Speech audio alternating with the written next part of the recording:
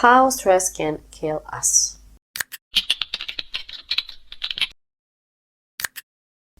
Okay, this is a fact.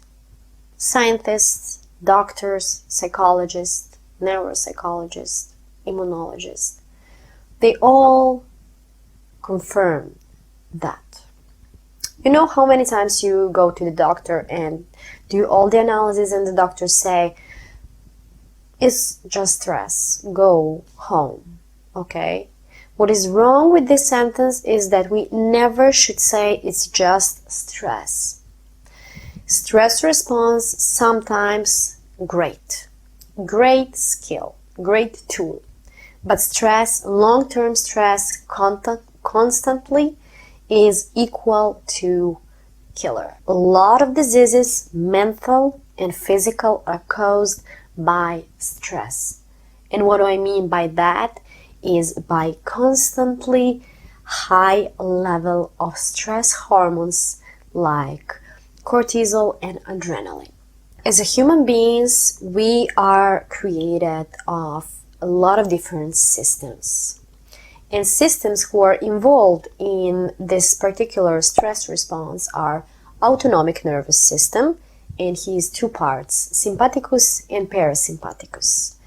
They are in charge for completely two different things. You can imagine those systems as a volume button in the radio, okay? Sympathicus is voluming up and parasympathicus is voluming down. What sympathicus do when you're in dangerous situation, he's voluming up alarms. He is helping your heart to beat faster. He's sending the blood to your legs. You remember the story of the deer. He's waking up the hormones, okay? He is in charge to raise the alarm in the organism to save you. And parasympathicus is there to take back everything to normal when it's finished. Also hormonal system, and also those systems affect on our immune system. All right, it's all connected in our organism. So now let's go straight and see how stress affects on our mental health and our physical health. Instant stress response is not going to kill us. It is there to protect us. But long-term stress is very, very harmful for our health. And so many organs are involved in this process, like heart, blood vessels, lungs, gut, liver, nervous system, endocrine system.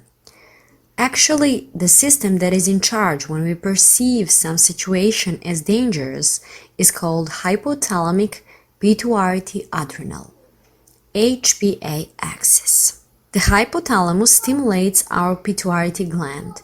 That gland produces a hormone called adrenocorticotropic hormone.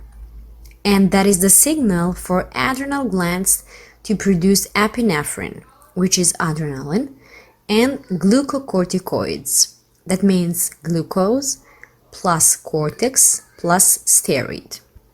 Glucocorticoids are involved in feedback mechanism of the immune system, which reduces certain aspects of immune function, such as inflammation.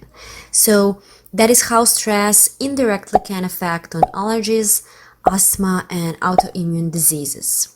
Cortisol, the famous cortisol, is one glucocorticoid. What is really important information is that cortisol will be released for several hours after encountering the stressor. Cortisol increases blood pressure and cardiac output, providing more blood to our skeletal muscles. Cortisol is there to provide everything we need to deal with some physical challenges and give support to our immune system when we have to heal from some injury, for example. But elevated cortisol level is connected with diseases. It's connected with suppressed immune system response, so we are more susceptible to infection and viruses. It is also connected with diabetes type 2, obesity, and cardiovascular diseases. Cortisol helps liver to convert glycogen into glucose in order to free fatty acids to supply our fuel, so we can get quick energy we need. That's how our HPA axis and immune system communicate to help us when it's really needed. But when we talk about long-term stress, this communication can be impaired, and that is the bad impact that stress have on our health.